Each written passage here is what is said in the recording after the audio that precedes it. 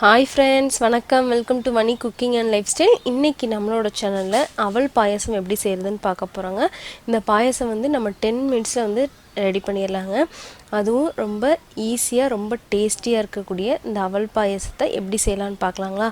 அதுக்கு முன்னாடி நம்மளோட சேனலை மறக்காம Subscribe பண்ணிருங்க. பக்கத்துல இருக்கிற பெல் ஐகானையும் பிரஸ் பண்ணிருங்க. வீடியோவை ஸ்கிப் பண்ணாம பாருங்க.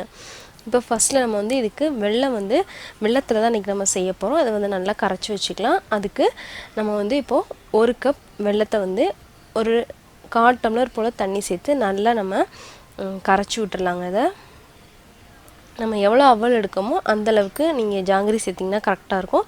இல்லை உங்களுக்கு எக்ஸ்ட்ரா நீங்கள் இனிப்பு சேர்க்கணும்னு நினச்சிங்கன்னா நீங்கள் அதிகமாக சேர்த்துக்கோங்க.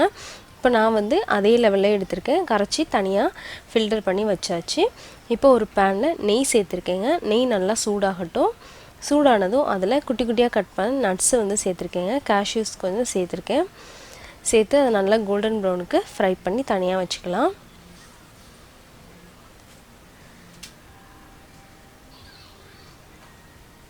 அதுலேயே வந்து ட்ரை கிரேப்ஸையும் கொஞ்சம் சேர்த்து நல்லா ஃப்ரை பண்ணிவிட்டு தனியாக வச்சுக்கலாங்க. இது ரெண்டையும் நம்ம சேர்த்து போடும்போது இந்த ட்ரை கிரேப்ஸ் வந்து கொஞ்சம் கருக ஆரம்பிச்சிரும். அதனால் நான் வந்து தனித்தனியாக சேர்த்து ஃப்ரை பண்ணி வச்சாச்சு. இப்போ அதே நெய்லேயே வந்து நம்ம எடுத்து வச்சுருக்கிற அவல் வந்து சேர்த்துக்கலாங்க. நான் 1 கப் அவல் வந்து சேர்த்துருக்கேன். சேர்த்து அந்த நெய்லே வந்து நல்லா நம்ம வதக்கிக்கலாங்க. நல்லா ஃப்ரை பண்ணும்போது அந்த நெய் வந்து ஸ்மெல்லு சூப்பராக இருக்கும். நல்லா இந்த மாதிரி ஃப்ரை பண்ணிங்கன்னா நல்லா ஒரு கலர் சேஞ்ச் ஆகி நல்லா கோல்டன் ப்ரௌனுக்கு வர அளவுக்கு சேஞ்ச் பண்ணிவிட்டு அப்போ வந்து நீங்கள் வந்து அதை வேக விடணும். அதுக்காக நம்ம வந்து பால் சேர்த்து நல்லா குக் பண்ணாங்க. அதுக்காக 3 மடங்கு நான் வந்து பால் சேர்த்துருக்கேன். இப்போது 1 கப் அவல் எடுத்திருக்கேன். 3 மடங்குனா 3 கப் பால் சேர்த்துருக்கேங்க. சேர்த்து நல்லா நம்ம அதை குக் பண்ணணும்.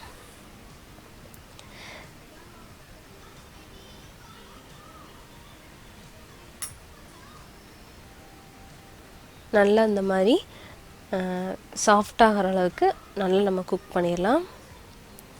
இந்த பால்லாம் வந்து நல்லா வந்து உறிஞ்சிரும் உங்களுக்கு நல்லாவே. இப்போ நசுக்கி பார்த்தோன்னா நமக்கு அவல் வந்து நல்லா வெந்துருச்சு. இந்த ஸ்டேஜில் இப்போ நம்ம கரைச்சி வச்சுருக்கிற வெல்லத்தை வந்து சேர்த்துக்கலாங்க. சேர்த்து நல்லா ஒரு மிக்ஸ் கொடுங்க. கொடுத்தா வெல்லம் நல்லா அவலில் சேர்ந்து கலர் வந்து நல்லா சேஞ்ச் ஆகிருக்கு பாருங்கள். ரொம்ப ஒரு சூப்பரான ஒரு ஸ்மெல் வருங்க அந்த டயத்தில். நல்லா அதை மிக்ஸ் பண்ணிடுங்க. அவல் வந்து கிருஷ்ணருக்கு வந்து ரொம்ப ஒரு பிடிச்சதுங்க. இதை வந்து நம்ம கிருஷ்ண ஜெயந்திக்கெலாம் நம்ம அவலில் செஞ்ச ரெசிபிஸ் எல்லாமே வந்து செய்வோம். அதில் ஒன்று வந்து இந்த அவல் பாயசம் ரொம்ப டேஸ்டியாகவும் குயிக்காகவும் பண்ணக்கூடிய ஒரு அவல் ரெசிபி இது. நல்லா மிக்ஸ் கொடுத்தாச்சு. இப்போ இதில் கொஞ்சமாக ஏலக்காய் தூள் சேர்த்துக்கலாங்க. ஏலக்காய் தூள் ஒரு நல்ல ஒரு ஃப்ளேவர் கொடுக்கும் நமக்கு. கொடுத்து நல்லா மிக்ஸ் பண்ணிடலாம். ஸ்வீட்டு பாயாசம்னாலே நமக்கு ஞாபகம் வர்றது ஏலக்காயாக தான் இருக்கும். சேர்த்து நல்லா மிக்ஸ் பண்ணிடலாங்க. இந்த பாயாசத்தில் என்ன ஒரு ஸ்பெஷல்னால் இதை நீங்கள் வந்து சூடாகவும் குடிக்கலாம், நல்லா கோல்டாகவும் குடிக்கலாம். ஃப்ரிட்ஜில் வச்சு சாப்பிட்டிங்கன்னா ரொம்ப சூப்பராக இருக்குங்க.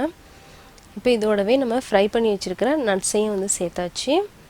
சேர்த்து ஒரு மிக்ஸ் கொடுத்தோன்னா நம்மளோட அவல் பாயாசம் வந்து ரெடி ஆயிருங்க.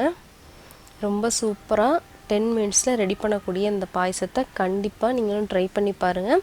உங்களுக்கும் இது பிடிக்கும். இப்படி பிடிச்சிருந்ததுன்னா எனக்கு லைக் பண்ணுங்கள். உங்கள் ஃபேமிலி ஃப்ரெண்ட்ஸ்க்கெலாம் ஷேர் பண்ணுங்கள். நம்ம சேனலுக்கு மறக்காமல் சப்ஸ்கிரைப் பண்ணுங்கள். அதோட உங்கள் ஃபீட்பேக்ஸை எனக்கு என்னென்னு சொல்லுங்கள். தேங்க்யூ ஃபார் வாட்சிங்.